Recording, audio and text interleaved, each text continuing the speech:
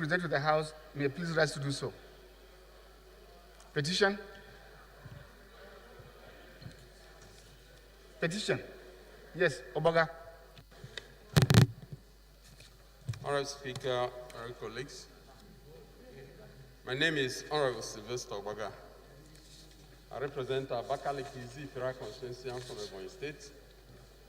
Mr. Speaker, I have 3 petitions here, but 3 of them are on the same issue by different group of persons from the state concerning the siting of the newly approved Federal College of Education in the state.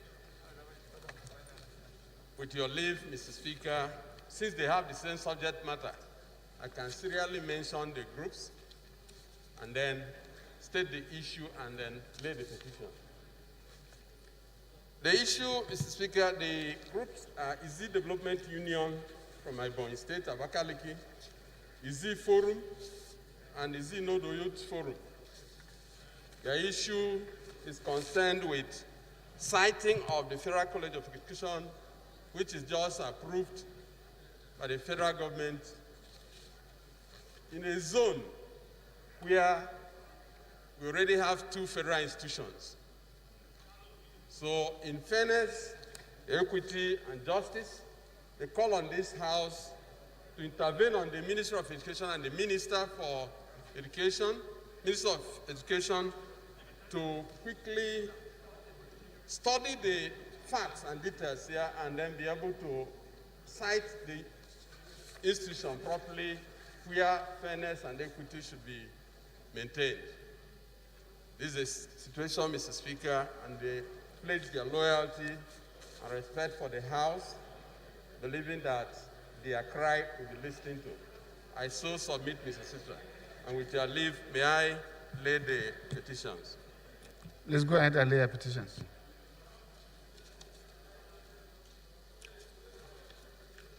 Respected colleagues,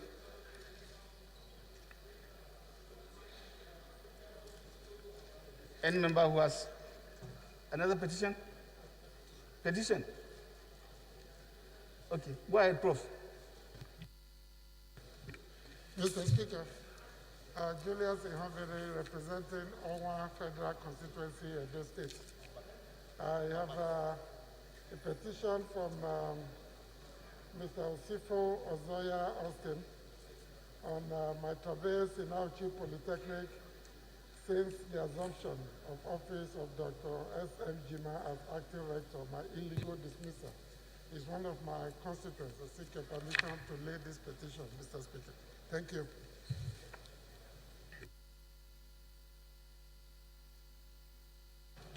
Go ahead and lay a petition, Prof. All petitions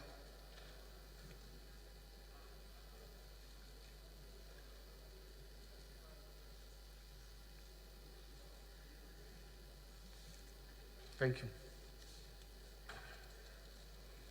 All petitions are hereby referred to Committee on Public Petition. Yes, matters of urgent public importance. Leader.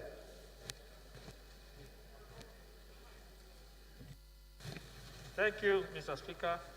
I remain Honorable Ndodi Godwin Elmelu, and I represent the good people of our New Church Federal Constituency. I'm from Delta State.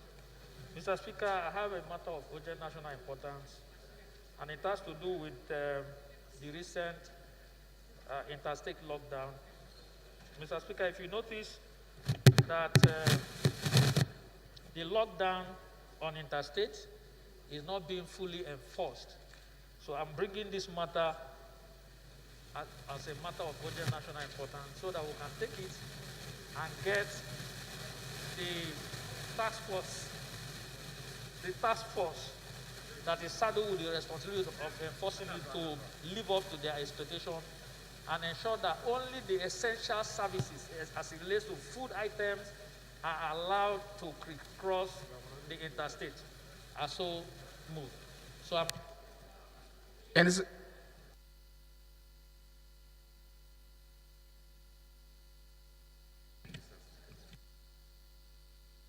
Thank you, Mr. Speaker, distinguished honorable colleagues. I remain Honorable Osai Nicholas Osai. I represent the Kwani Federal Constituency of Delta State. I rise to second the motion as moved by the minority leader of this great house. I still second. For the motion, say aye. Those against say nay. That's have it. Any seconder to second leg? Thank you, Mr. Speaker, honorable colleagues. I am Kiru Kauye George. I represent the good people of Isukwatu Federal Constituency. I am from Abia State. I rise to second leg of the motion as moved. I so second.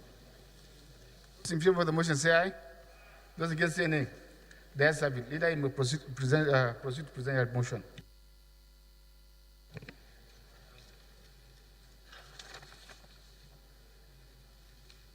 The House notes, I remain Honorable Dodi Godwin Elbelu, and I represent the good people of Anocho Federal Constituency.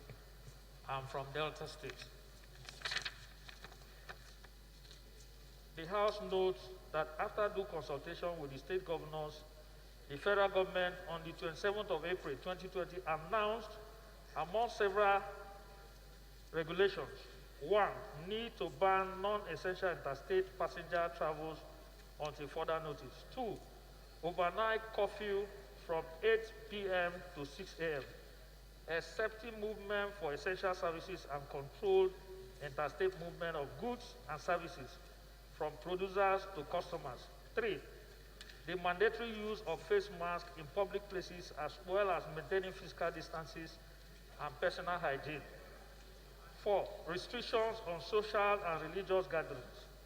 The House further notes that while the restrictions on interstate is supposedly ongoing, Nigerians are assailed daily with troubling images and videos of people traveling across the length and breadth of different states of the country, which is a clear violation on the presidential order on travel ban. Aware that on several occasions, state governments have intercepted trailer loads of people moving in the middle of the night through the bush and sneaking into other states in this lockdown period, whereas there are supposed to be security agents at state borders implementing the presidential lockdown orders. Worried that at a time like this, when movement is being restricted worldwide, there are videos of massive movements of travelers, mostly smuggled in trucks, carrying food items or livestock from one part of the country to another. This is a complete drawback to the COVID-19 containment effort. The House is further troubled that there are serious reports of complicity of security agents who are supposed to be enforcers to the compliance of the orders of Mr. President on interstate lockdown. The House is concerned that the Presidential Task Force on COVID-19 has raised an alarm over what it described as increased level of interstate movement, worsened by the dubious concealment of people in food-carrying vehicles. If not immediately curtailed, will further increase the number of COVID-19 cases to an alarming high rate that can put the country in a precarious state. The House therefore resolved to mandate its relevant committees to interface with the police and all the security agencies, including civil defense and others, to investigate its alleged complicity and better ways of covering these lapses. Second, the House also resolved to urge federal government to set up a special task force to be set up to monitor and implement the interstate lockdown, provided that such task force collaborates with the state government in order to enforce the interstate lockdown. I so move. Any seconder? Yes. Thank you, Mr. Speaker, distinguished honorable colleagues. I remain Honorable Osai Nicholas Osai. I represent the Kwani Federal Constituency of Delta State. I rise to second the motion as moved by the minority leader of this House. I so second. Respected colleagues, I believe this is a very straightforward motion. And I hereby put the question. Those in favor of the motion say aye. Those against say nay. The ayes have it. Motion referred to 11 committees of the House.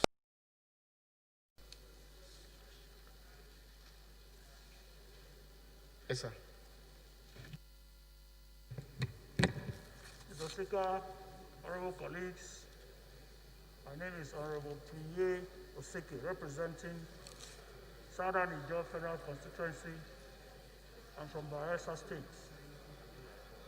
I rise under the head Rule 4 to bring up a matter of urgent public importance on the urgent need to stop the regular invasion and destruction of communities in Bayelsa State by the Nigerian military.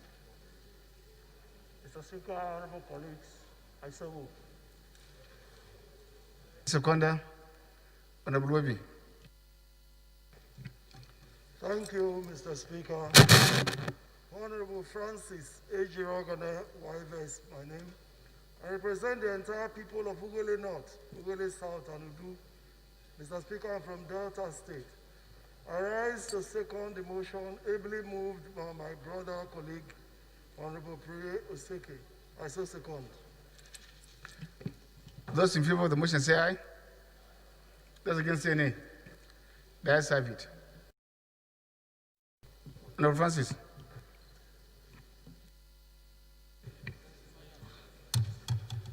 Mr. Speaker, honorable colleagues, my name remains Plenary Oseke, representing Southern Ijaw Federal Constituency from Bayelsa State. I rise to move the motion on the urgent need to stop the regular invasion and destruction of communities in Bayelsa State by the Nigerian military.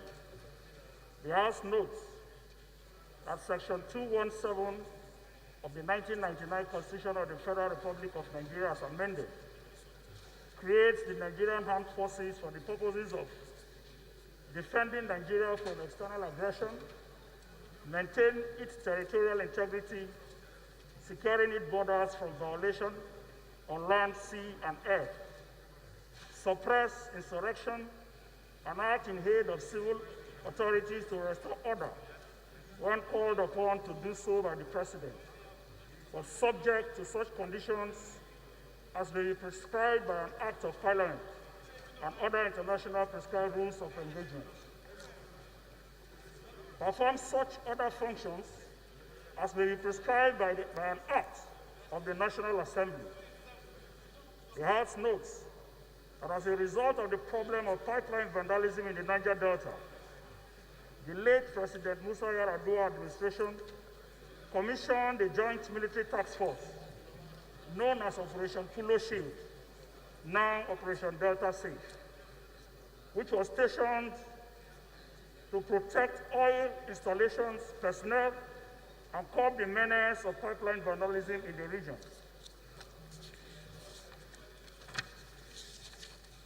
This has continued in dealing with militancy, kidnapping, sea piracy, and other general insecurity issues as they occur. The House further notes that recently there was a military operation near Furupa in Southern Ijaw Federal Constituency, Bayelsa State. This has further heightened the fear of the people of the community with the information that the military will return to burn down the communities, has been done to several other communities in Bayelsa State and the Niger Delta in general. Of some of such communities are Odi, which is the notable one, Ezetu, Letugbene, Age, Balabri 1, Balabri 2, Azagbene, and many other communities in the Niger Delta. Informed that the invasion and destruction of a community is now the pattern adopted by the Nigerian military in Bayelsa State and some states in the Niger Delta. Whenever indigenes from these communities are suspected to have carried out any act of oil installation vandalism, it puts the innocent and law-abiding citizens of the area in double jeopardy, as they suffer attacks from same misguided elements who rob and terrorize people, and also reprisal attacks from our tax-funded Nigerian military. This is devastating enough for a people who are citizens of Nigeria. Convinced that a global respected Nigerian armed force such as the Nigerian military cannot afford to exhibit such uncivilized acts in the face of provocative acts of citizens they are supposed to protect. Rather, the military will engage, rather than engaging their very efficient intelligence agencies to conduct thorough investigation and apply surgical precision raids to bring these miscreants to justice. We are fully in support of such. Worried that if this pattern now adopted by the Nigerian military in Bayelsa and the Niger Delta states is not immediately stopped, the map and population of the states will be greatly reduced. The House resolved to condemn in strong terms attacks on oil installations and facilities. Also condemn the continuous piracy, kidnapping activities by youths, and resorting to using communities as hideouts, thereby jeopardizing the peace in the communities. Calling on all community leaders to at all times prevail on their youths to explore lawful means to pursue their demands, as well as disease from acts tantamount to aiding and abating criminal activities in their domain. Condemn in strong terms these acts of destruction perpetrated by the Nigerian military in Bayelsa and Niger Delta states. Urge the Chief of Defense Staff to order the immediate halt and further invasion and destruction of communities in Bayelsa and the other Niger Delta states. Mandate the House Committee on Defense to investigate these actions by the Nigerian military and report back to the House within 6 weeks for further legislative action. Honorable Speaker, distinguished colleagues, I so move. Fellow colleagues, again, this is a very sad motion, but I think the prayers of the mover of the motion are the areas of concern for us, because you cannot condemn, then ask for investigation. You have to allow for the investigation to take place. So in order to move fast, can somebody move for the deletion of those provisions whereby they are made to condemn the actions of the Nigerian military and other security agencies until the investigations are found is carried out and they are found guilty before we now condemn them. Thank you. Honorable Francis. Right, Honorable Speaker. I remain Honorable Francis A. Jirogene Waive. I represent the entire people of Ugele North, Ugele South, and Udu Federal Constituency. I am from Delta State. Amendment of the prayers, the motion of my colleague, Honorable Priyo Sekri, particularly prayer 2, where he condemned the military. And then the last prayer where he requested for investigation. My amendment, Mr. Speaker, is that the prayer condemning the military be deleted and the prayers requesting for investigation be upheld. I so move, Mr. Speaker. Seconder. Yes, right honorable. At the extreme, in the white cap.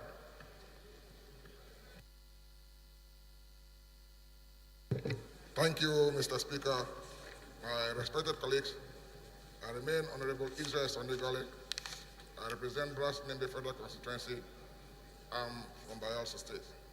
I rise to second the motion ably moved by my colleague, Honorable Francis. I say second. Those in favor of the amendment say aye. Those against say nay. The ayes have it. Those in favor of the motion as amended say aye. Those against say nay. The ayes have it. Reverend committees of the House. Last, yes, sir. Thank you very much, Honorable Speaker, my distinguished colleagues. I am our Jindom Beg Dagomie Abiante, representing Andoni, Okobo, Nkoro Federal Constituency. I rise and appeal to the House to allow me to take a motion under matters of urgent public importance on the urgent need to intervene in the mysterious deaths in Bonny Island of Rivers State. Mr. Speaker, I so move. Any seconder? Yes, sir, in black. Thank you very much, Mr. Speaker.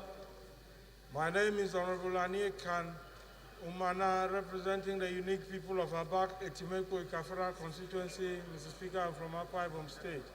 I rise to second the motion as ably moved by Honorable Abiante. Thank you. You are seconding the first and second. Okay, yes, sir. Thank you, Right Honorable Speaker. I am Uche Chugunamubi, and I represent the good people of Ahoda West and Oba Ibem Mendoni Federal Constituency from River State. I rise to second the second limb of the motion. Thank you, Mr. Speaker. Those in favor of the motion say aye. Those against say nay. That's it. I move your motion.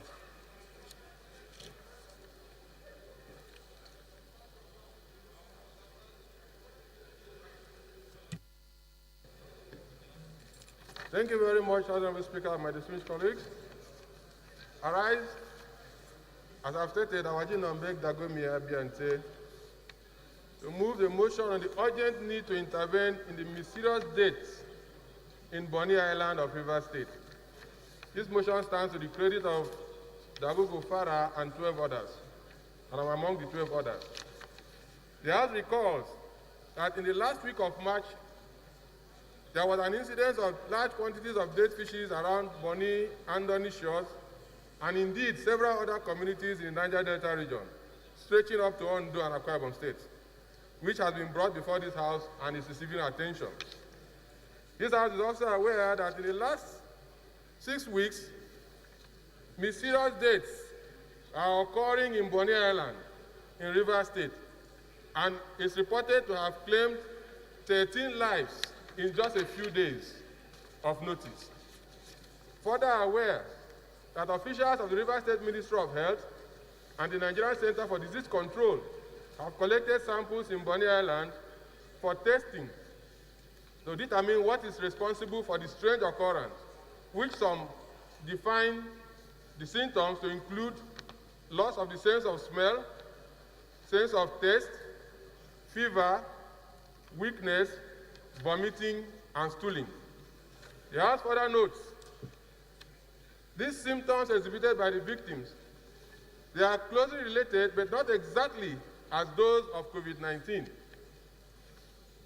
The House should also observe that Bonny is the home to the Nigerian Liquefied Natural Gas, NLNG, and various other multinational oil companies, including the Royal Dutch Shell, Mobil, Chevron, Ajib, and ELF. The House is cognizant that Bonny Island is a major export point for oil, and it has the biggest LNG plant in Nigeria with 6 trains, which is the mainstay of the Nigerian gas economy. Further observes that despite Bonny's significant contribution to the national economy, the island can only be accessed via boats and ferries without a link road connecting it to other parts of the state and indeed Nigeria, and lacks adequate medical facility. Worried that due to the challenge of transportation and communication, it is usually difficult to get help or even access medical facilities in Port Harcourt or any other part of the country. Further worried that if this health issue is not contained, it could affect the residents and indeed the workforce of the Nigerian Liquefied Natural Gas, as well as the economy of the country, and could also spread from that point to other parts of the country, especially now that we are faced with a very terrible global pandemic. We don't need to increase the standpoint. Cognizant that the Nigerian Liquefied Natural Gas Limited has been contributing to the economy of the country and the revenue profile of the Federation, we have come to ask the House to resolve to urge the Nigerian Center for Disease Control to immediately brief the Joint Committee of the House currently investigating the dead fishes in Bonny and other Niger Delta coastal communities on their findings in Bonny for necessary intervention of other relevant government agencies and further legislative action. 2, urge NEMA to provide necessary relief materials to the people of the island in the interim. 3, we want to plead and call on the federal government to establish a federal medical center in Bonny to cater for the medical needs, especially of the oil multinational companies and their workers, which will also benefit the indigenes of the area. These are our prayers, and I so move. Thank you. Honorable Abente, again, their motion is very straightforward, but however, you are aware you cannot establish an institution through motion. You can only establish institution by an act of National Assembly, so that we do not begin to do things that will portray as if we are not doing the right thing. I want can somebody move for the deletion of that particular prayer so that we can move fast? Time is fast against us. And then take the motion to investigate that. But establish an institution, no. It cannot be done through motion. It has to be done by act of National Assembly. Through bills. Thank you, sir. Right Honorable Speaker, my dear colleagues, I am Chinyere Igwe, representing Port Harcourt Federal Constituency of River State. Mr. Speaker, dear colleagues, I move that the House delete prayer 3 in the motion as moved by my brother. I so move.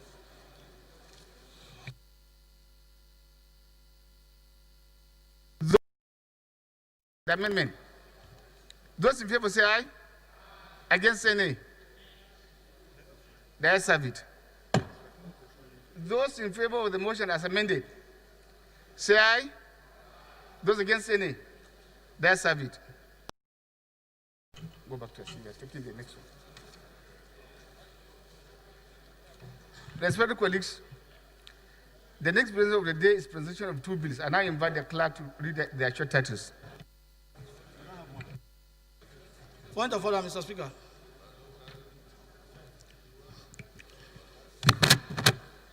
Order 8, Rule 5, sir. Personal explanation.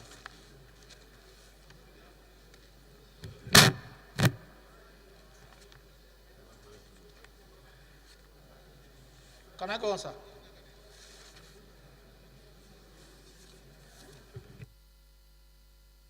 Okay. Thank you, Mr. Speaker. Fellow honorable colleagues, I am Honorable Ben Roland Igbakwa. I represent Ethiop East, Ethiop West, and by the special grace of God, we are from Delta State. Mr. Speaker, on the 5th of February 2020, I brought a motion to this House about a bridge that is collapsing in my constituency. That bridge connects the East-West Road, it connects Bayelsa, it connects River State, and coincidentally, it's in my constituency. Mr. Speaker, the Constitution in Section 14, 2A, 2B, provides explicitly the role of government to their people. And in 15, the Constitution provides that the state shall provide facility for the movement of goods and people freely within the country. Today, that same bridge is now apart 1.9 meters. And if that bridge collapses, it means that my people will have been denied that constitutional provision of Section 15, 3A, which means we cannot move, which means people cannot connect the East-West route. It means the Bayelsa cannot go to Bayelsa State.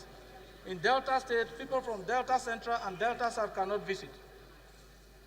Mr. Speaker, I am here today to appeal, to beg you, Mr. Speaker, personally, that Mr. Speaker and the leadership of the House should help me and help Delta State, Bayelsa State, and River State, and my constituents. Today, our faces are on the social media everywhere. They are blaming us that we are in Abuja to sleep. They are blaming us that we could not do anything. We are here as an arm of government, and when we talk, I think we should be listening to our times. So that is why I am here, Mr. Speaker. We have no other place to go. Today, if you visit the bridge, they have wood now before anybody can cross, which is very dangerous. We should not stand here and say 1 minute silence when we can do something. We are a house that has helped the voiceless people, and I want this house to stand up and support and help me and help Deltans. It is painful when you are in a country and people are treated as if they are not part of the country. There are places in this country, there are states, that a little shift in their bridge, it is attended to. This bridge is just 2 kilometers away from an oil well. And Mr. Speaker, we are here, and our people are looking up to us. Now they are tired of begging us, they are now insulting us. Mr. Speaker, I want to beg you, I want to appeal that the leadership of the House should please look into this matter. NDDC is there, the Ministry of Work is there. They have done nothing, and the bridge is deteriorating to the extent that it's now 1.9 meters. And that 1.9 meters, nothing can cross unless you have a wood crossing them. That is it, sir. Thank you very much, sir. Please, sir. Thank you very much, sir. Yes, respected colleague, I want to guide you again and guide all of us. That when we are raising points of order, we should raise points of order that are relevant to the issues we are bringing. You cannot come under personal explanation to present a motion. This requires either a motion or a bill to seek into this kind of in solving this particular issue. I want to guide you. Participation is noted, but I think you should also understand that it has no consequences in terms of taking or driving in home for what you want. So their personal explanation is noted. But I ever guided to present a motion officially before the floor of the House. Thank you.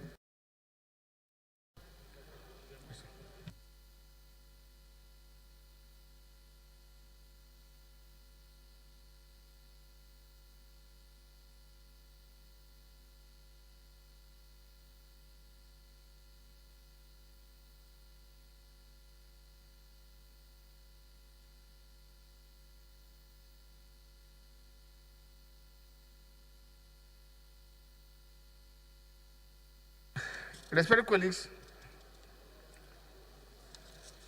the next order of the day, like I did mention before interjection, is the presentation of two bills. I now invite the clerk to read their short titles.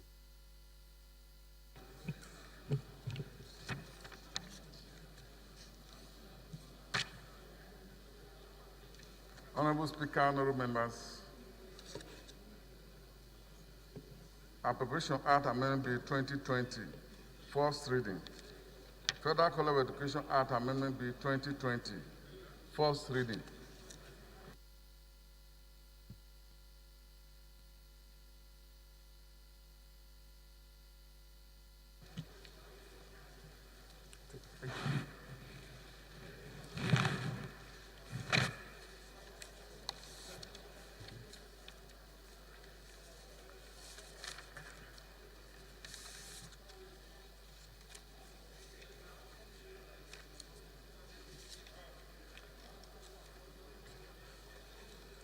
Respected colleagues, while moving to our supplementary order paper, the next order of the day is commencement of the debate on the general principle of a bill for an act to amend the Appropriation Act 2020 to authorize the issue from the Consolidated Revenue Fund of the Federation the total sum of 10,509,654,033,053 naira only, of which 398,505,979,362 naira only is for statutory transfers. 2,951,710,000,000 only is for debt service.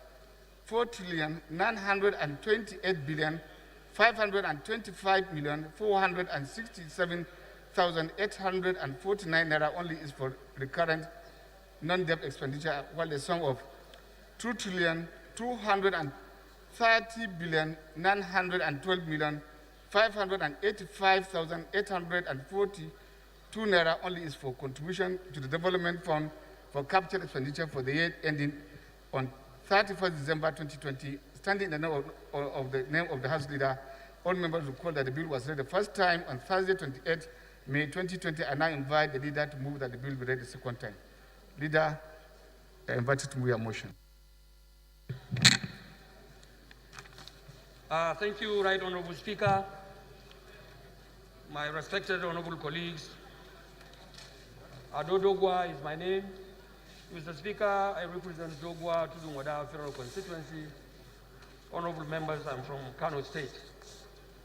Right Honorable Speaker, honorable members, I rise to move that a bill for an act to amend the Appropriation Act 2020 to authorize the issue from the Consolidated Revenue Fund of the Federation the total sum of 10,509,654,033,053 naira only, of which 398,505,979,362 naira only is for statutory transfers. 2,951,710 naira only is for the debt service, whereas 4,928,525,477,000 naira 67,849 naira only is for recurrent non-debt expenditure, while the sum of 2,230,912,585,842 naira only is for contribution to the Development Fund for capital expenditure for the year ending 31 December 2020. HB 842. Mr. Speaker, honorable members, I so move.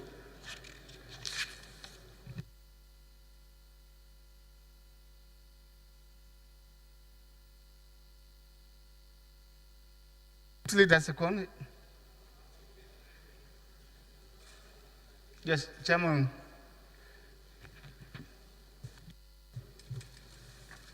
Mr. Speaker, honorable colleagues, my name is Abubakar Hassan Flata.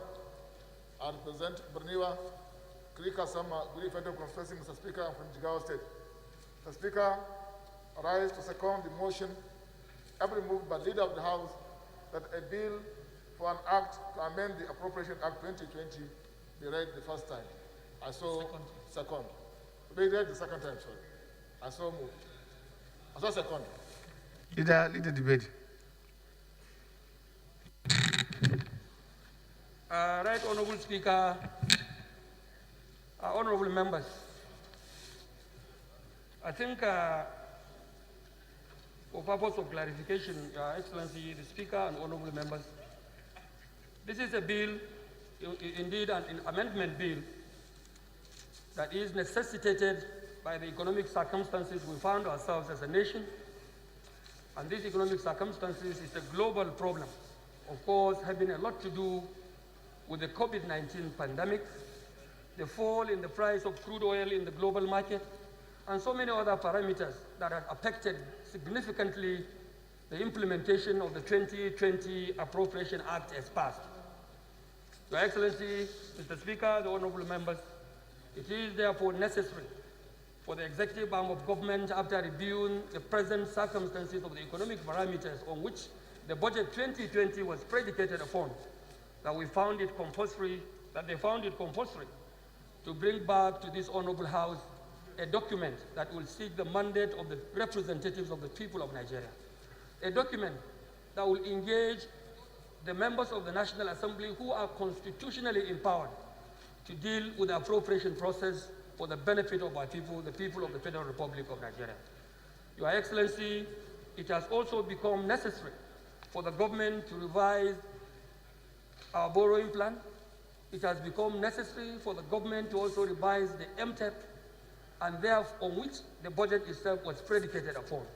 So many parameters and so many indices of the budget as discussed or passed in the first budget as presented to this National Assembly had to be changed.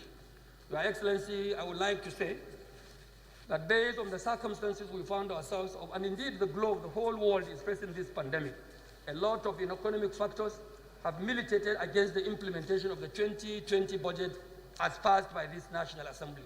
And on this note, having engaged... Honorable Goro, take your seat. Take your seat. Take your seat. Honorable Goro, take your seat, not going out.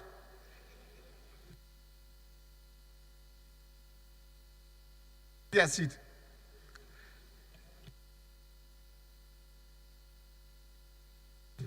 Your Excellency, Honorable Speaker, Right Honorable Members, it is on this note that having robustly engaged with the executive arm of government, especially representatives of the Budget Office and the Minister of Finance, that we found it necessary to look at these parameters as they are at the moment and look at the budget in relationship with the realities we face on ground. Of course, as representatives of the people, we have no other interest than the interest of our people. Of course, as representatives of the people, whatever we are going to have in terms of amendments, in terms of changes, cuts, and whatever, must be such that will reflect in totality the interest of the country and the interest of our people, the very people we represent on the green chambers of the House of Representatives. Your Excellency, without saying much, and in trying to keep to the good relationship existing between the legislature and the executive arm of government, I would like to plead on the honorable members to be patient with this development and allow the relevant committee look at the nitty-gritties of this amendment. But I must say, with all sense of commitment, I must be candid to tell the Committee on Appropriation that this time around it should not be business as usual. We must do a robust engagement. The committee has to be so robust and committed, and they must be very, very thorough in the considerations of this budget amendment as passed to the when it is passed to the committee subsequently. I want to plead with honorable members to allow this relevant committee do its work effectively, do its work robustly, like I said, and do its work with all sense of commitment and patriotism to the Federal Republic of Nigeria. Of course, some of the other issues that was addressed by the Speaker before now will be respected. When we respect the interests of the people, this is a situation where we are facing pandemic. We are facing health crisis. Certainly, a lot of issues have to be considered. It is my hope that honorable members will give the executive arm of government this leverage, this advantage, to allow this amended appropriation act to be passed to the committee, so that subsequently we will do justice to it. Your Excellency, honorable members, I plead with members to cooperate and support the government in this direction so that we can eventually be able to have a more robust economy to get out of the crisis and the ravages caused by the COVID-19 pandemic. Thank you, and God bless the Federal Republic of Nigeria. Dr. Michelia. Thank you, Your Excellency. I remain Honorable Haruna Michelia. I represent all the good people of Askra Overhaul Federal Constituency of Borno State. Your Excellency, in standing to support that this bill be read the second time, in fact, time is of the essence. And I completely concur with what our leader has said. Everybody is aware that the economy not of Nigeria, of the whole world, has had a downturn because of the, sorry? House. Oh, Doctor, address the House. Thank you. I was interrupted, Mr. Speaker, sorry. Am I to second or to add my voice? Okay, sorry. I stand to second for this bill to be read the second time by our dear leader. They are contributing. I say address the House. Thank you very much. Thank you, sir. So I was adding my voice to the fact that this bill be read the second time without delay because of the downturn of the economy, the falling of the oil prices, and the pandemic. And it is very reasonable that this bill is brought as quickly as it has been brought. And I urge members to support that this bill be read the second time without delay to allow for the Committee on Appropriation to do the due diligence so that it can be passed in good time. Thank you, Mr. Speaker.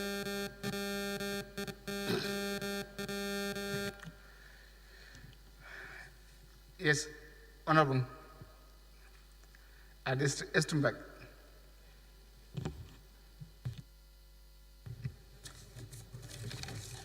Thank you very much, Mr. Speaker. I am Architect Ibrahim Al-Mustafa Aliyu, member representing Wurno, Rabah Federal Constituency. Mr. Speaker, I'm from Sokoto State. I rise to lend my voice in support of this will be given a second reading or considered for second reading for two obvious reasons, Mr. Speaker. One, we are not oblivious of the fact that budget remains a projection. When the 2020 budget was brought before this Honorable House, it was brought because there are certain benchmarks of expectations, revenue expectations that the federal government intends that will accrue into the Federation account to enable financing of the developmental projects as contained in the budget.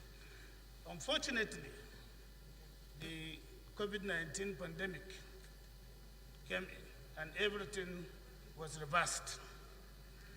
The impact of that pandemic is so serious that the benchmark oil price that was targeted in the 2020 budget of $57 per barrel was now reduced down to $25 per barrel. Some time ago, it was even having a zero value.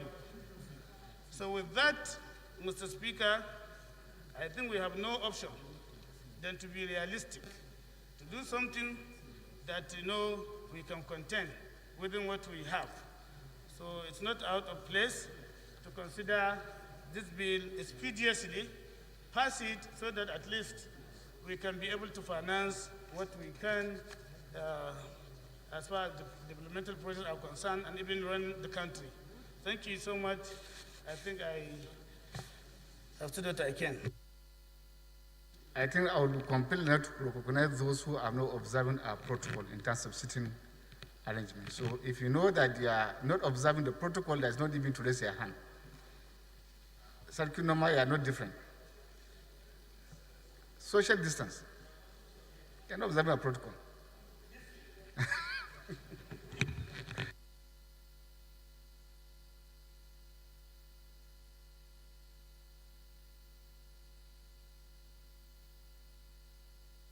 I'm saying observe our protocol, period. Thank you. You can now contribute. You can now contribute. Thank you, Mr. Speaker. Mr. Speaker, my honorable colleague, I rise to contribute to the debate on the proposed revision to the 2020 budget. My name is Shehu Garba Sarkin Noma. I represent Jama'a Sanga Federal Constituency. I'm from Kaduna State. Mr. Speaker, it is obvious that with the tumbling in oil prices, that the budget we pass can no longer hold water. Hence, this revision had been expected. We have gone through the details of the proposed revision, Mr. Speaker, and we all agree that Nigeria can certainly not operate the budget it has passed. We have to revise it. However, going through the details of the proposal, Mr. Speaker, one to ask whether, as a country, we really understand the times that we are in. Because in a situation where you have dwindling resources, you expect that a reasonable decision will be to tighten our belt so that we can weather the difficult time. However, we do not see a determination for Nigeria to leave the profligacy of the past and be more realistic, both in its projection and its expenditure. This can be seen from the proposed recurrent vote. There's hardly any reduction in the proposed recurrent expenditure, which should have been the easiest place for us to apply a reduction. However, we have kept the recurrent vote at the same level. From a proposed 4.8 trillion,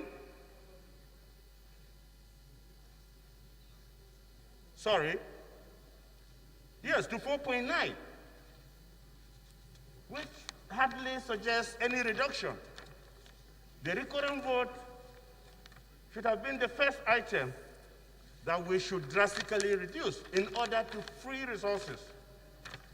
But we have hardly done anything in that regard, which means we still intend to continue with life as usual. This should not be the situation at a time like this, Mr. Speaker. The country should prove through this revision that we are prepared, to cut, the profligacies that we normally go through. Mr. Speaker, another area of great concern is the borrowing plan. We have gone, rather than reducing the expenditure, we are going a borrowing, taking the country almost back to the pre-2000 era, where we were being chopped by loan repayment. Our debt servicing under the proposed revision, Mr. Speaker, is going to rise to almost 3 trillion per annum, almost over and above our annual earning from oil.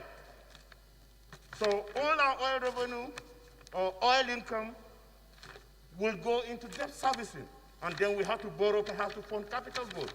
Mr. Speaker, this is an area that I believe this House should, examine critically. This is where we can bring the executive back on track. This is an opportunity for us to look at other alternative income. It is an opportunity for us to examine areas where we should cut, from the recurrent vote in order to weather the difficult time. But we cannot claim that we are revising the budget because of the difficulty we are in and still continue in the ways of the past, which is evident from the recurrent vote. So, Mr. Speaker, my honorable colleagues, I will second that this proposed amendment goes to the committee, but we want to plead especially to the various committees, and in particular, the committee that will examine the loan proposal, to come up with something more realistic so that we can really, do a good job and not send Nigeria back to the era of the past. Thank you, Mr. Speaker. Sada. Thank you, Mr. Speaker. My name is Sada Soli Jibia, representing Jibia Kaita Federal Constituency. Mr. Speaker, I'm not opposing this amendment. It's expected because the Constitution made a reference to that, supplementary or amendment of the budget. It's allowed. But my major concern is the excess of the benchmark. The excess of the benchmark which this assembly or this parliament clearly enshrined in this bill, where it says no funds shall be paid out of the monies arising from the records specified in Section 4 except by an act or approval of the National Assembly. I don't think this House can boast or can justify the existence of excess crude account. This Parliament must stop that and apply the money in accordance with the provisions of the Constitution. That's why the money must be appropriated. Because this excess crude, in most cases, it ends up into quarrels between the state and the federal government. And it is clearly stated here, Mr. Speaker,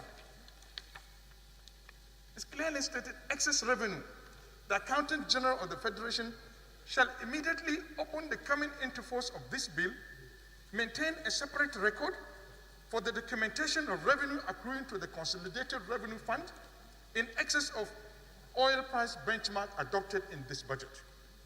Such revenues, as specified in subsection 1 of this section, refers to revenues accruing from sales of government crude oil in excess of the approved benchmark price per barrel, the petroleum profit tax, and the royalty on oil and gas.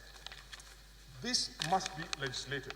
Mr. Speaker, we must not sit down here and watch this illegality continuing. Thank you, Mr. Speaker. Luga. Tayo.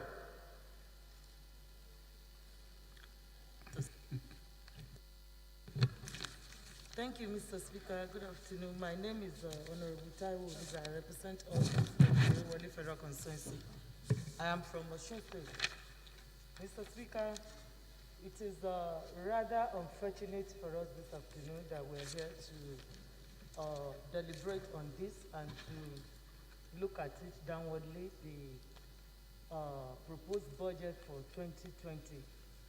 And I will want us to see some things clearly, because I guess it is a desperate time and it calls for a desperate measure. Mr. Speaker, from what we have seen, I've been able to go through it very briefly, not deeply, but I want to point out some things to us since we're discussing it. Number one is that even after all the necessary amendments have been done, Mr. Speaker, it is the duty of the National Assembly, we must not fail in doing that, that we deploy fully the instrument of oversight to ensure that every cover, even as we're reducing it down, that it is fully utilized for the people to enjoy the dividend of democracy. That's one.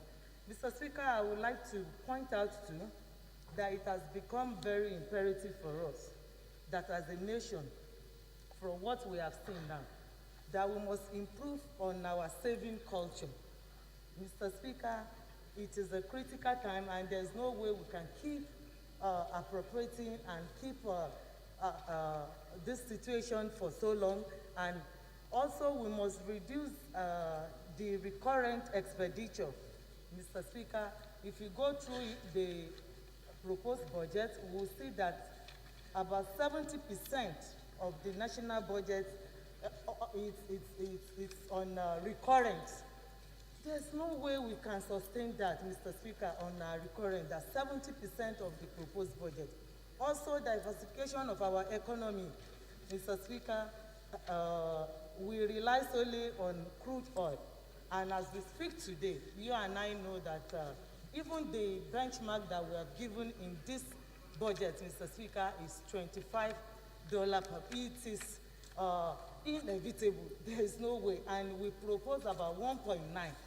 That, if you ask me, I will say my own opinion, it should be revised downward. And also, even the price, it is not realistic.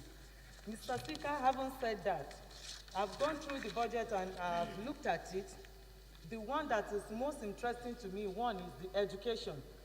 If, as we are today, Mr. Speaker, yes, sir, if as we are today, we're saying out of school children, we have about 13-point-something million children, and our pupils are at home.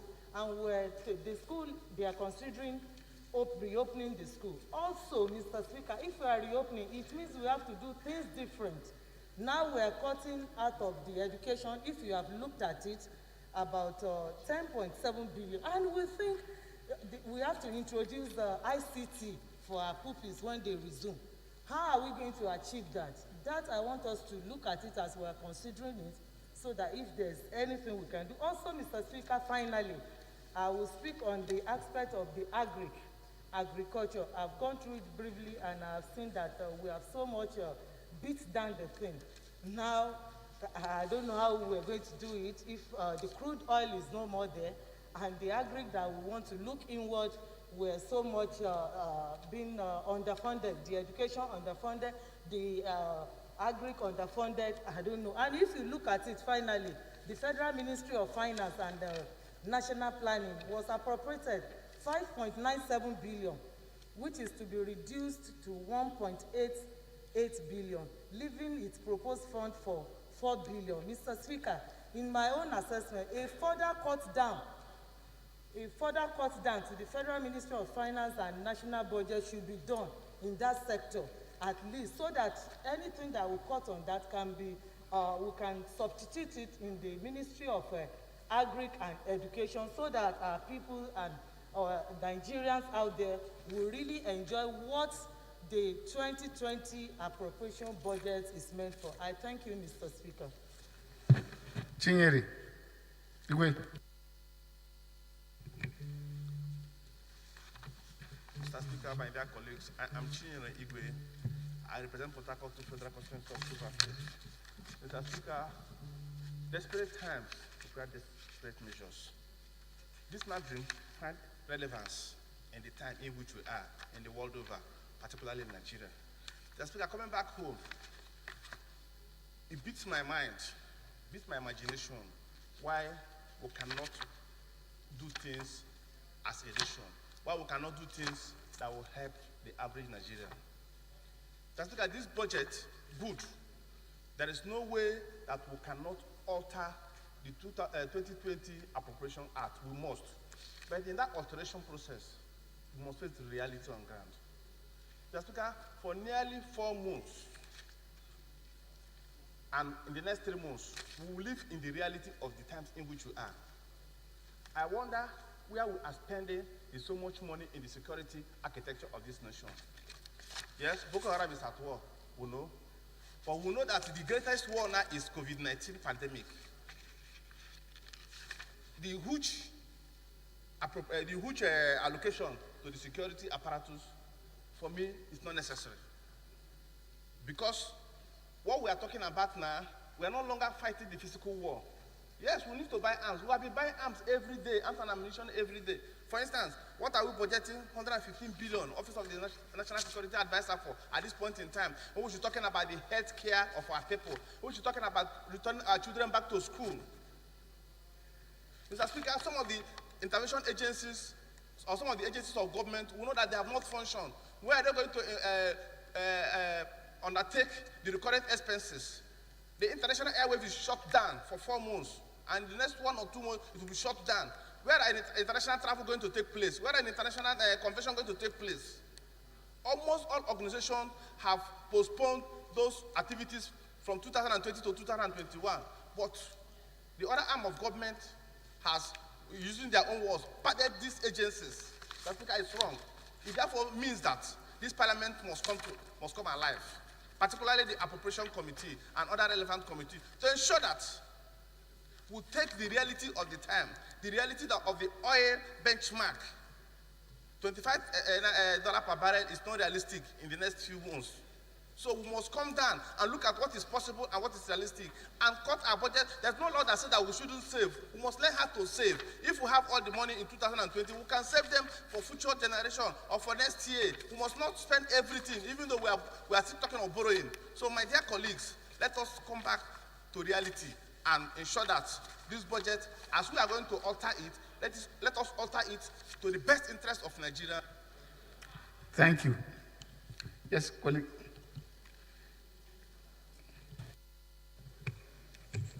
Thank you, Honorable Speaker. Where are Max, please? Yeah, Max, thank you. Thank you, Mr. Speaker. I'm Shaba Ibrahim. I represent Lokoja Kogi Federal Constituency. Sorry, sir. I recognize the other person, he was on his feet. Just be patient. I recognize the other person on his feet. He was on his feet. Thank you. Thank you, Honorable Speaker. My distinguished colleagues, my name is Nsika Ekong.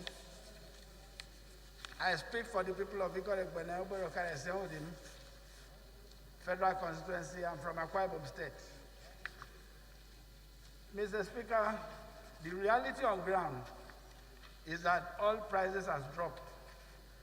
And we'll be tempted to operate the economy without borrowing.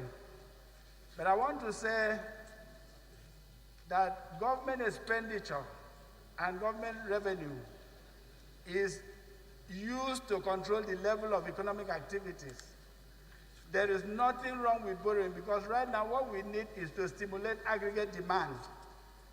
If factories are not back on their feet and people have money to buy things, the level of unemployment in the country will continue to dwindle. So my opinion is that there is nothing wrong with domestic borrowing. We should borrow and make sure that we stimulate aggregate demand. We fund the industries. We get the central bank to drop the rate of interest, encourage private investors so that the economy will move on its own track. That's my submission, Mr. Speaker.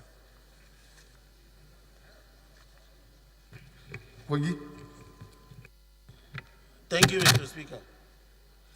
My name is Shaba Ibrahim. I represent Lokoja Kogi Federal Constituency. My position on this is simple, sir.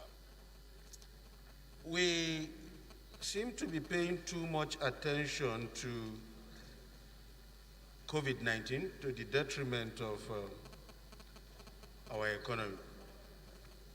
With due respect, sir, if you look at the entire gamut of the proposal, that it has to do with the loans and everything, all seems geared towards addressing the COVID-19 pandemic.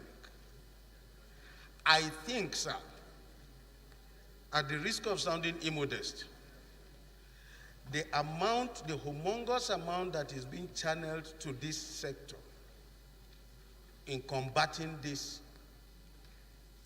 pandemic, if not properly checked, is going to draw us to a position that we don't expect. I think there must be a conscious effort to direct resources to rejigging the economy. Factories are lying comatose, and all we think every day and talk about is COVID-19. Whichever way you look at it, sir, it does not cost much to be careful. It does not cost money to do social distancing. It costs you nothing to maintain personal hygiene. These are the only cures that are known for now for this pandemic. But when I read every day proposals talking about tens and hundreds of billions channeled, if you look at what has happened in the last few months that this pandemic came on board, you will shudder and continue to wonder if we can sustain this profligacy. I want to say with all sense of responsibility, sir, that this House has a responsibility to also superintend over those spendings and ensure that we are not ripped off as a people and as a nation on the altar of containing this pandemic. That is my humble contribution. Thank you for the audience. Honorable Luke. Thank you very much, Mr. Speaker. Onofiong Luke, I represent 18 and 3 Bomsrubion Federal Constituency of Akwa Ibom State. Mr. Speaker, I want to rise to support the second reading of this revised appropriation bill in totality, but with a few comments, Mr. Speaker. Mr. Speaker, when we were in elementary school, we're taught to cut our coat according to our sizes, and now is that we should cut our coat according to the size of the clothes that we have. So this is a forward-looking thinking for us to be able to come up with this revised budget and then to be able to make our input towards it. But Mr. Speaker, while we are doing this, there's a greater concern. The greater concern is not the appropriation itself, but the channeling of the funds appropriated to areas and sectors of the economy that will create employment and that would take into account the new order of things in a post-COVID era, Mr. Speaker. Mr. Speaker, after this pandemic, things are not going to be the same again. Countries are going to be nationalistic in their approach. COVID-19 is a sharp arrow at the heart of globalization, and that is forcing each and every one of us to be able to think deeply, think inwardly, come up with solutions, come up with ideas, come up with things that would create an enabling environment for us, because the reliance on others is going to reduce, because countries of the world are now going to look at how they service their people, service their economy, before they can think of helping others. So I'm saying all this, Mr. Speaker, to say that we must ensure that accountability is brought to fore. And that is why I want to urge my colleagues and urge this House to be alive in its oversight function. But Mr. Speaker, earlier in the day, we read the message from Mr. President, the President of the Federal Republic of Nigeria, talking about, I'm going to round up soon, Mr. Speaker, talking about borrowing. There is nothing wrong about borrowing, Mr. Speaker. But when we have to see this budget, that the sum of over 2 trillion naira is going to be used for debt servicing, it calls for concern. Mr. Speaker, in this country, we have heard about the refund of Abacha's loot, the refund of other funding. Mr. Speaker, I think those has to be factored in to be able to reduce the amount that we are going to borrow from the international community or internal borrowing. Thank you, Mr. Speaker. From my members and my constituency, I support the second reading of this bill with the following comment. Thank you, sir. Yes, sir. No. Yes, sir. Your Excellency, Mr. Speaker, my name is Victor Melat Anzaria, member representing Balanga Plenary Federal Constituency. Mr. Speaker, I'm from Gombe State. Mr. Speaker, I want to lend my voice in support of this bill to be read the second time. I also want to air or voice out some few concerns, like every other member here. Mr. Speaker, in totally, I don't want to repeat what Honorable Sada Soli said, and that's my position, and that I said it is important for the leadership of this House to improve or to enhance the power of oversight functions in all ramifications, in all our ministries. That would really help in curtailing the excess or expenditure that we're talking about. Mr. Speaker, the world is in crisis. Like Honorable Luke said, it's not wrong to borrow, but it is wrong to borrow when you cannot pay. It is wrong to borrow when you don't have the plan. It's also important to note that because of the crisis, the government is sensitive enough to check and know what are we supposed to do for our nation, to keep the people and to help the people. Mr. Speaker, finally I want to say one or two things about the revenue generation of this country. Solid mineral sector.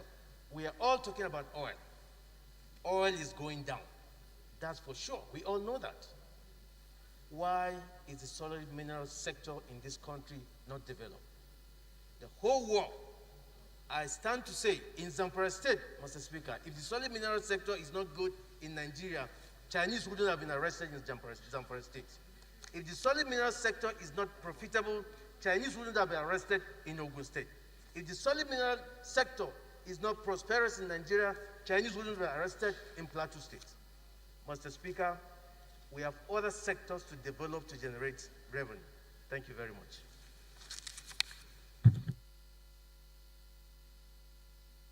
Environment. Thank you, Mr. Speaker. I remain Honorable Johnson Aguahide Oguma. I represent all the people of Isako Federal Constituency. I'm from Edo State. Mr. Speaker, with pain, I rise to contribute and in support of the second reading of this revised standard of our budget to say that all over the world during this period of pandemic, there was little or no economy that was producing. There was lockdown everywhere. Economic activities was at a standstill. But I am taken aback to see that the exchange rate, the official exchange rate, which was at 305 when we were considering the real budget, when the budget was passed, is now at 60. I don't know what informed that. I don't know why we should always be responding to speculative tendencies in adjusting our exchange rate. I don't know which nation is producing, and I don't know how much goods we were importing during this pandemic. If you say Nigeria is not producing, is Tanzania producing? Is Ghana producing? Is Gabon producing? Honorable Agumaya, thank you.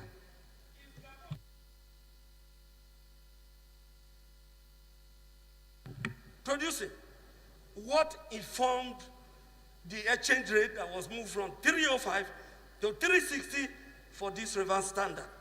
For how long are we going to be relying on Nigerians that depend on the marketing of our currency? People that their main source of income is to buy our foreign exchange from the market, buy foreign exchange and speculate when there's little distortion. If that 360 is what is used for this revised standard, I think we need to look into it, and I need to know. I need to be educated, because I was not at any committee where that was agreed, except if we see meet over that. But using 360, I think the effect on it alone in debt servicing, if you know the implication of 55 naira extra in servicing debt, or even importing anything, the effect of it in Nigerian economy is all enormous. I am not comfortable and I'm not pleased, except if a cogent explanation is given to me why from 305 to 360. Thank you, Mr. Speaker. Colleagues, I will beg of you, it is our right to speak when it comes to appropriation. Everybody has a right to speak. But because of time, we have to wind up so that we can put the question and then allow the committee to go and address the issues that we're raising that are coming up. Maybe I will take a few, then get down to the leadership. The person at the extreme end there, back. Yes, sir. Extreme end. Extreme end. You are the one in the black cap. Yeah. Thank you very much, Mr. Speaker. My name is Bulukai Kengoju, and I represent the people of Tukwari, the federal constituency. Mr. Speaker, I'm from Ondo State. Well, Mr. Speaker, I really want to toe the line of some of the previous speakers concerning this budget. Mr. Speaker, it is clear from this new budget proposal, this amendment, that we need to toe the line of priorities. We understand the need for this amendment. However, it is clear from the figures, from the descriptions on this paper, Mr. Speaker, that some of the vital areas where we need to consolidate, where we need to lay solid foundation for the development of this country, we are missing it. We're looking at the budget for health. We are so conversant of the existential problem we face recently as a result of COVID-19. And if we need to get things right in this country, it must start with this amended budget. We must align our priorities to the challenges of the 21st century. We cannot continue, we cannot afford to toe the line of not being sincere I'm looking at some figures here, health budget 336 billion. And at the same document, we little youth sports development, 162. We're looking at the budget of defense, which is Ministry of Interior, 212.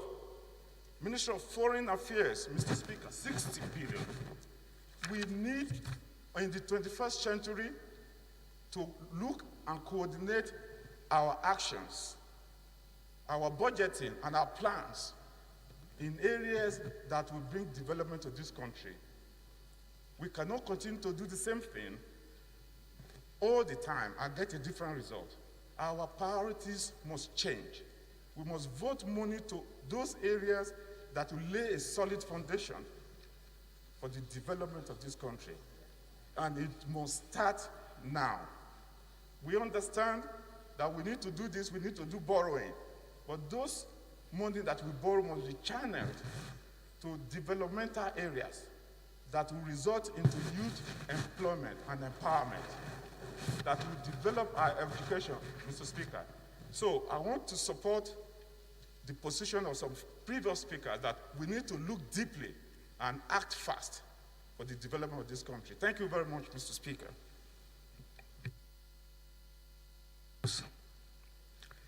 Father of the House. Thank you, Mr. Speaker.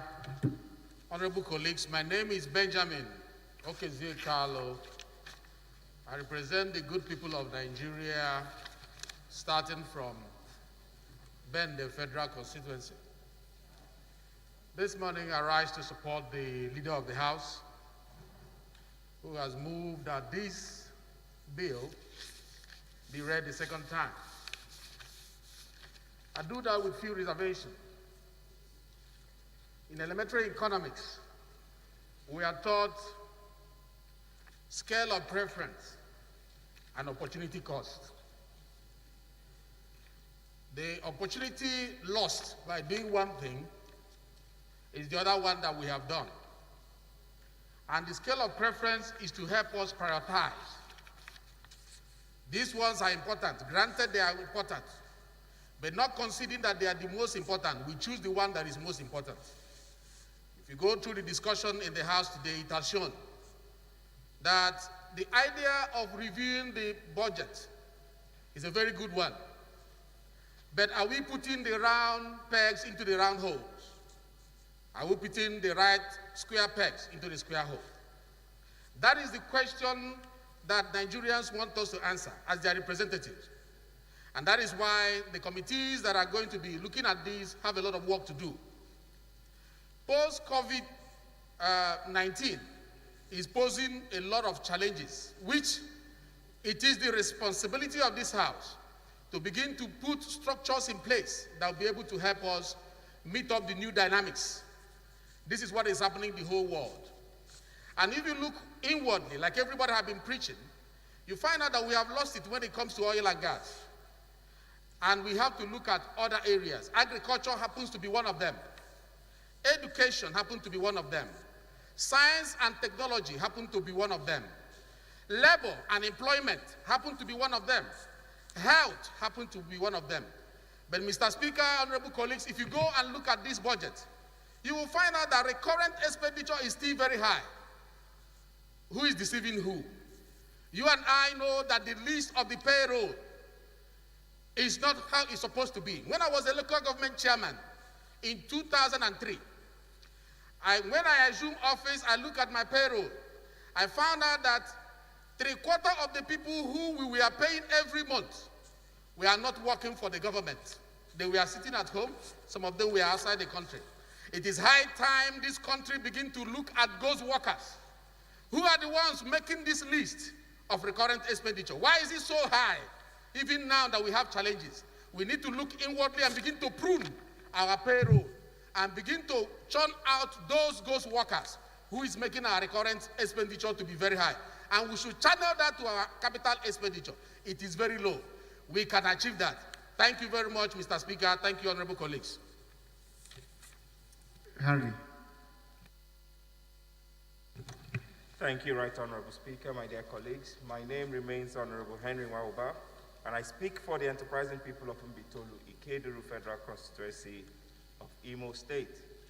I rise to lend my voice to support the second reading of this bill and to also align myself with most of the submissions by those who have supported it, and to underscore the contribution by Honorable Soli on providing legislation to cover the excess crude account. Having said that, I want to quickly say that as a note of caution to Nigerians, what the Parliament is doing today is showing that Nigeria as a country is willing, ready, and able to tighten its own belt in line with the current day realities. We want to put a note of caution to our brothers and our co-travelers in this journey, in this country called Nigeria, that desperate times call for desperate reactions.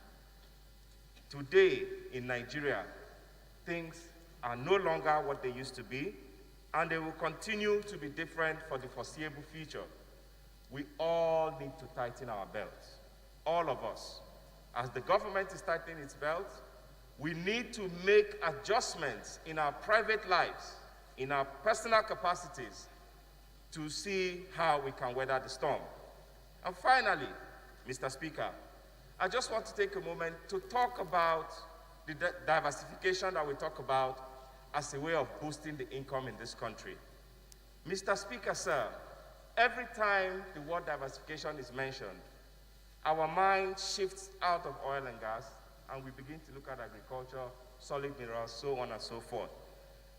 But the truth of the matter is, we need to diversify the oil economy and the oil revenue itself. This is an issue, or this is a sector that can bring 13 trillion naira per annum in this country. We have the upstream, we have the downstream. What about the midstream? Have we mined what we have? The cash cow, have we extracted everything that is valuable from it? I think that moving forward, as we want, and we have brought out legislative agendas, whatever we do as a parliament should always align with the vision of the legislative agenda of Parliament. I so submit. Manil. Thank you, Your Excellency. My name is Munir Babadan Agundi. I represent Kumbota Federal Constituency of Kano State. Your Excellency, honorable colleagues, let me lend my voice to support the bill brought by the leader of the House. It is evident that this pandemic has shown three sectors which we must focus. Number one, education. Number two, health. Number three, agriculture. And in all this, from what the Speaker has read, most of this monies will be borrowed from the international donors to support this budget, 2020. And my concern is when money is borrowed and not put into a productive sector, then we are putting a burden to our children and great-grandchildren. So I want to suggest, Your Excellency, as I said, we must look inward. This is the time to reflect what we have in this country. You have seen America in this COVID. There are a lot of things that has happened in terms of even what to provide to their people. They must import from some other countries. It is now that they knew they are empty in terms of some of these health facilities. They are not producing within that country. So, like what my colleague said, we must look inward. When we get this money, what do we do? How much do we put in research? How much do we put in agriculture, both production and processing? In the education sector, these three sectors, Mr. Speaker, we must look at it and see we have a blueprint, we have something very solid that at the end of this budget we will be able to say, this is our gain. Thank you very much. Honorable Victor Okulo.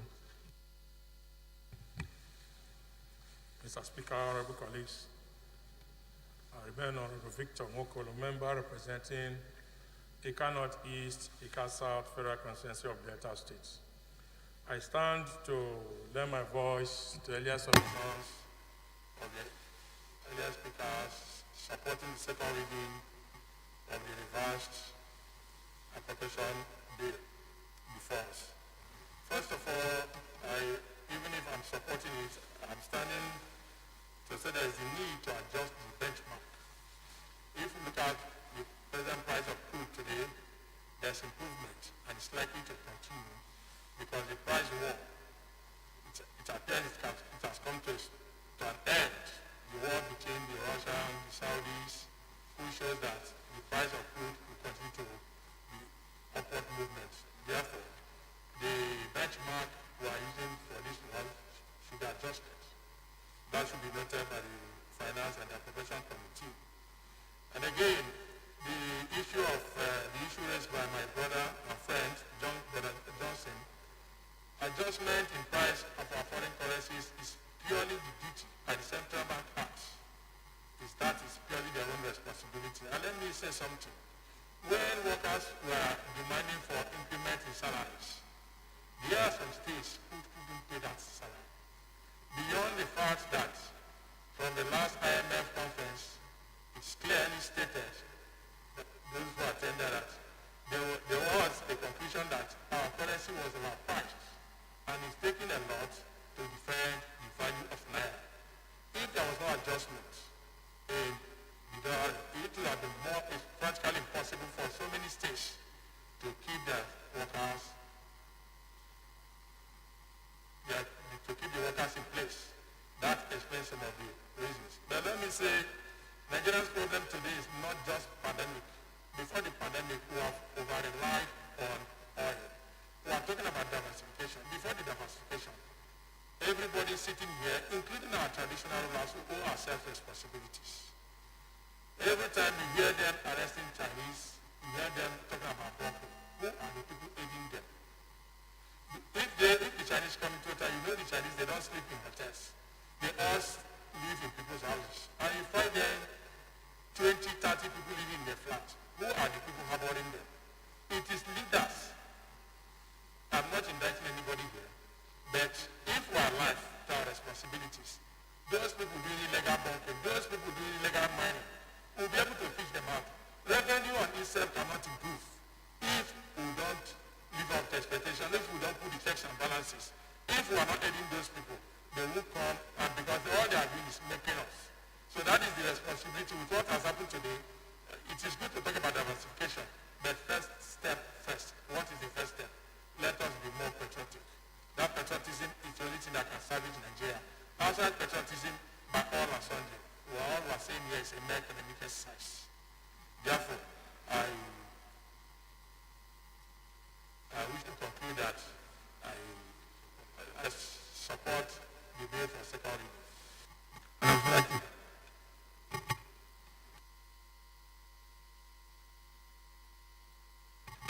Thank you, Mr. Speaker, Honorable College.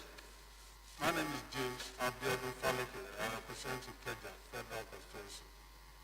Mr. Speaker, Honorable College, I rise of course to second this important bill for second reading. In doing so, Mr. Speaker, it is important that we get ourselves further briefed on the parameters of the amendments and what we are faced with in Nigeria. For an appropriation here, where our benchmark was put at 57. As at